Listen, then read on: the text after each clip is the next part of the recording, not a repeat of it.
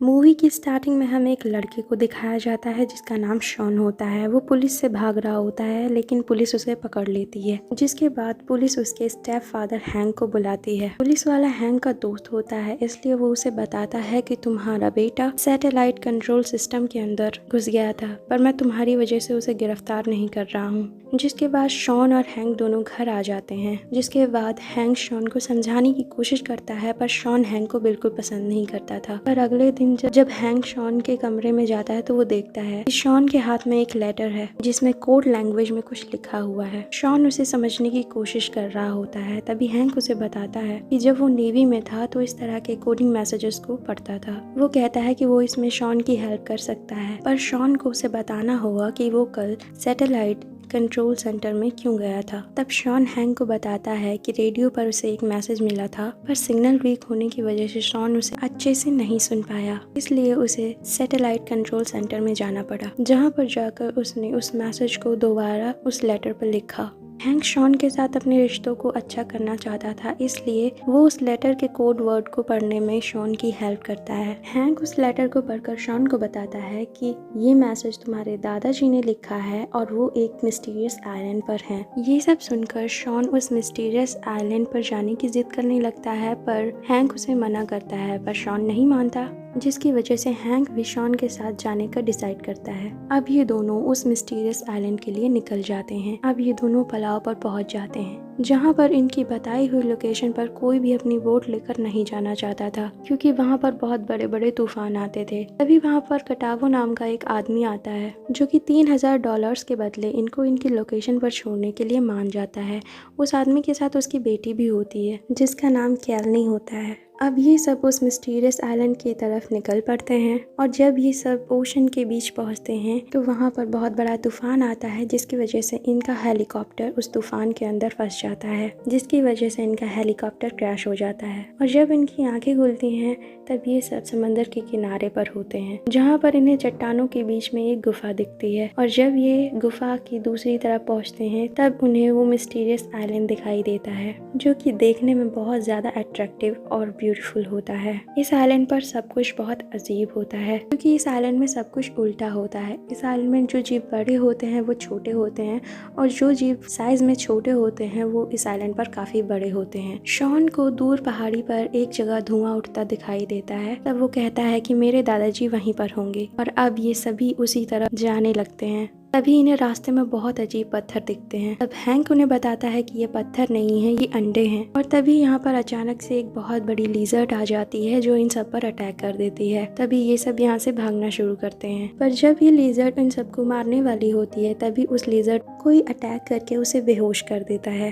तभी अगले पल यहाँ पर शॉन के दादा अलेक्जेंडर आते हैं। वो उन सबको बताते हैं कि उन्होंने इस आइलैंड पर रहना सीख लिया है। इसके बाद शॉन के दादाजी इन सबको उनकी जगह पर लेके जाते हैं, जहाँ पर उनका अपना ट्री हाउस होता है, जिसके अंदर सारी सुविधाएं होती हैं। यहाँ पर एक रेडियो भी होता है, जिस रेडियो से इन्होंने शॉन को मैसेज भेजा था। अगली सुबह ये सब के सब सफर पर निकल पड़ते हैं, और कुछ ही देर बाद ये सब एक खूबसूरत शहर के सामने पहुंच जाते हैं, जो कि एक खोया हुआ शहर होता है जिसका नाम अटलांटिक होता है। हैंक उसे देखकर कहता है ये तो कई साल पहले पानी में डूब चुका था। तब शॉन के दादाजी बताते हैं कि जब इस शहर के बारे में लिखा गया था तब ये पानी में डूबा हुआ था, लेकिन 70 साल के बाद ये पानी के ऊपर आ जाता है और फिर 70 साल के लिए पानी के नीचे चला जाता है। हैंक अब यहाँ पर पानी को टेस्ट करता है और बताता है कि ये पानी तो खारा है। वो कहता है कि समंदर का पानी इस आइलैंड के इतने अंदर तक नहीं आ सकता, यानी कि ये पानी जमीन के नीचे से आ रहा है। वो उन्हें बताता है कि ये आइलैंड जल्द ही डूबने वाला है, पर शॉन के दादाजी हैंक की बातों पर विश्वास नहीं करते। कहते हैं कि मेरी कैलकुलेशन के अकॉर्डिंग इस आइलैंड को डूबने में 14 साल लगेंगे, पर हैंक भी उनकी बातों पर विश्वास नहीं करता और कहता है कि मेरी कैलकुलेशन के अकॉर्डिंग ये पूरा आइलैंड 2 या 3 दिन के अंदर ही डूब जाएगा। तब शॉन एक किताब उठाता है, जिस किताब में इस आइलैंड के बारे में लिखा होता है। उस आइलैंड में एक सबमरीन के बारे में भी लिखा होता है, जिसका नाम नोटिलियस था।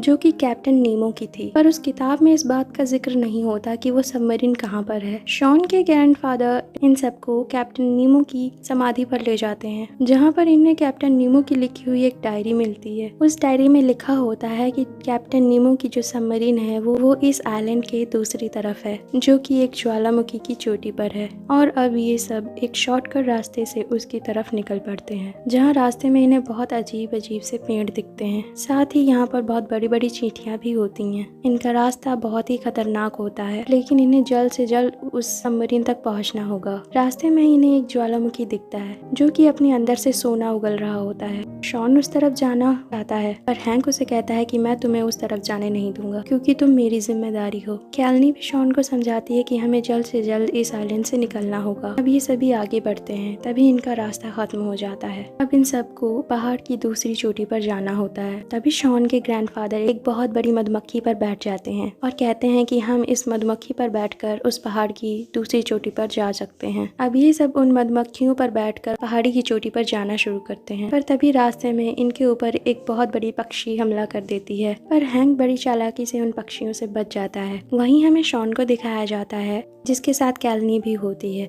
ये दोनों जब पक्षी से बच रहे होते हैं, तभी कैलनी नीचे गिर जाती है, जिसे बाद में शॉन बचा लेता है। जिसके बाद शॉन आखिरी बचे पक्षी को अपने पीछे ले जाता है और बड़ी चालाकी से उस पक्षी को मकड़ी के जाले में फंसा देता है। पर अगले पल वो एक पेड़ की टहनी से टकरा जाता है, जिसकी वजह से उसके एंकल में फ्रैक्चर हो जाता है। तब हैंक शॉन की मदद करता है और उसे उठाकर एक सुरक्षित जगह पर लेके जाता है। वो उसके लिए एक गाना भी गाता है ताकि शॉन का पेन थोड़ा कम हो सके। अब हैंक और शॉन के बीच के रिश्ते पहले से काफी बेहतर हो चुके थे। वहीं कैलनी के फादर को पता चल जाता है कि शॉन और कैलनी एक दूसरे को पसंद करते हैं, लेकिन कैलनी कहती है कि शॉन यूएस वापस चला जाएगा, वो एक बड़े कॉलेज में पढ़ेगा, जबकि हमारी दुनिया बहुत छोटी है। रात में जब ये सब सो जाते हैं तो कैलनी के फादर यहाँ से निकल जाते हैं। वो सोने की ज्वालामुखी के पास जा रहे थे ताकि वो वहाँ से सोना लाकर अपनी बेटी को एक अच्छे कॉलेज में पढ़ा सकें। सुबह जब ये सब उठते हैं तो ये देखते हैं कि वहाँ पर कैलनी के फादर नहीं है, साथ में वहाँ पर बहुत ज्यादा पानी भी भर गया होता है। अब इन्हें समझ में आ जाता है कि कुछ ही घंटों के बाद ये पूरा का पूरा आइलैंड समंदर में डूब जाएगा। अब कैलनी अपने फादर को ढूंढने के लिए जाती है।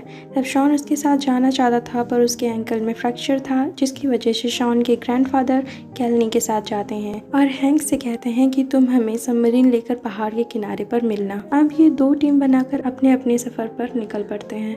कुछ घंटों के बाद कैलनी अपने फादर के पास पहुंच जाती है, जो सोने का एक बहुत बड़ा पत्थर उठाने की कोशिश कर रहे होते हैं। तब कैलनी अपने फादर को समझाती है और उनसे कहती है कि मुझे इस दुनिया की कोई दौलत नहीं चाहिए, मैं बस आपके साथ रहना चाहती हूँ। अब ये तीनों पहाड़ की चोटी की तरफ निकल पड़ते हैं, जहाँ पर हैंक और शॉन इन्हें सबमरीन से लेने आने वाले होते हैं। वहीं हमें हैंक और शॉन को दिखाया जाता है, जो उस जगह पहुँच जाते हैं जहाँ पर सबमरीन को होना चाहिए था, लेकिन वहाँ पर सबमरीन नहीं होती क्योंकि पानी का लेवल बढ़ने से वो पानी के अंदर डूब गई थी। अब हैंक और शॉन समंदर के अंदर कूद जाते हैं और उस सबमरीन के पास पहुंच जाते हैं, जहां पर एक बहुत बड़ी ईल इन पर अटैक कर देती है। ये किसी तरह से उससे बच जाते हैं। अब ये सबमरीन में जाकर इंजन को स्टार्ट करने की कोशिश करते हैं, पर सबमरीन का इंजन स्टार्ट नहीं होता। अब हैंक इंजन को चेक करके आता है और शॉन को बताता है कि इंजन को एक बहुत तेज इलेक्ट्रिसिटी झटके की जरूरत है। अब इनके पास इलेक्ट्रिसिटी के लिए बस एक ही तरीका होता है, और वो थी इलेक्ट्रिक ईल, जो कि बाहर इन पर अटैक करने के लिए घूम रही होती है। अब ये इंजन के वायर को एक बहुत बड़ी रॉड के साथ फिक्स कर देते हैं और अब हैंक बाहर जाता है,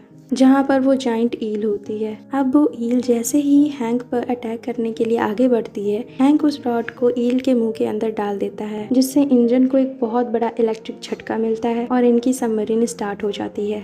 वहीं कैलनी उसके फादर और शॉन के ग्रैंडफादर को दिखाया जाता है, जो ज्वालामुखी के फटने से एक चट्टान के ऊपर फंस जाते हैं। उनकी चारों तरफ पानी पानी होता है। अब ये तीनों समुद्र में कूद जाते हैं, जहां उन्हें सबमरीन के साथ हैंक और शॉन मिलते हैं। अब ये सब सबमरीन के अंदर बैठ जाते हैं। जब ये सबमरीन से समंदर के अंदर जा रहे होते हैं तो इनके सामने बहुत बड़ी बड़ी पत्थर की चट्टानें आ जाती हैं, जो कि इनकी सबमरीन से टकराने वाली होती हैं। तभी हैंक कैलनी के फादर को कहता है कि तुम सबमरीन चलाओ, और उसे कहता है कि जब मैं तुमसे कहूँ तो सामने के बटन को दबा देना। जिसके बाद हैंक सबमरीन में एक मिसाइल को फिट करता है और शॉन को बटन दबाने के लिए कहता है। अब वो मिसाइल उस पत्थर पे जाकर टकराती है जो कि इनकी सबमरीन के सामने आ रहा होता है, जिसकी वजह से वो चट्टान पूरी तरह टूट जाती है और इनकी सबमरीन आराम से निकल जाती है। अब इसके बाद शॉन हैंक को बहुत पसंद करने लगा था और उसे अपने फादर के रूप में एक्सेप्ट कर लेता है, जिसके बाद ये सभी काफ़ी खुश होते हैं और इसी के साथ ये मूवी एंड हो जाती है। मूवी एक्सप्लेनेशन कैसी लगी कमेंट में ज़रूर बताइएगा एंड थैंक्स फॉर वॉचिंग।